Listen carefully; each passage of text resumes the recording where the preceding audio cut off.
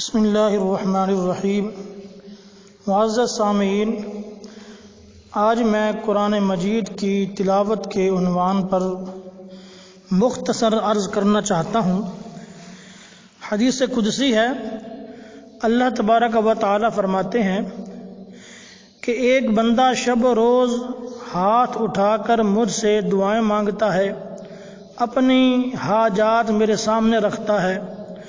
اور دوسرا بندہ شب و روز قرآن کی تلاوت میں مصروف رہتا ہے۔ تلاوت قرآن میں مصروف رہنے کی وجہ سے میرے سامنے وہ ہاتھ اٹھا کر دعائیں نہیں مانگ سکتا، اپنی حاجات میرے سامنے نہیں رکھ سکتا، تو اللہ رب العزت فرماتے ہیں کہ تلاوت قرآن کی برکت سے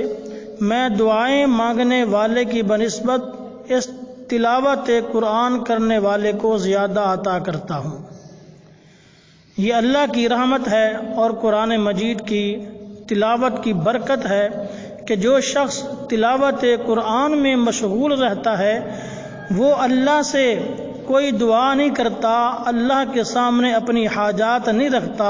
لیکن اللہ تبارک و تعالی صرف تلاوت قرآن کی برکت سے بن مانگے اس کی حاجات کو خود بخود پورا کرتے رہتے ہیں۔ اسی طرح دوسری حدیث پاک میں آپ صلی اللہ علیہ وسلم نے ارشاد فرمایا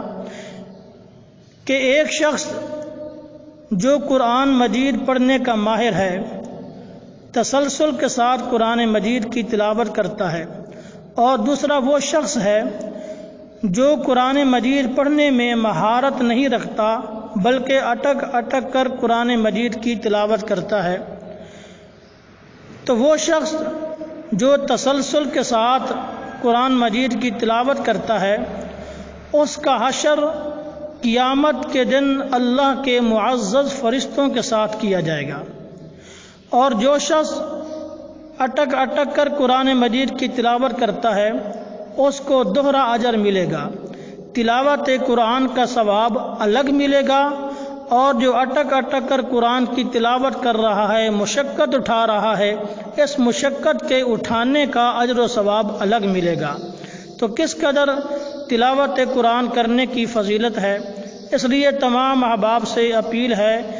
کہ روز مرہ تلاوت قرآن کا معمول بنائیں۔ اللہ عمل کی توفیق بخشے۔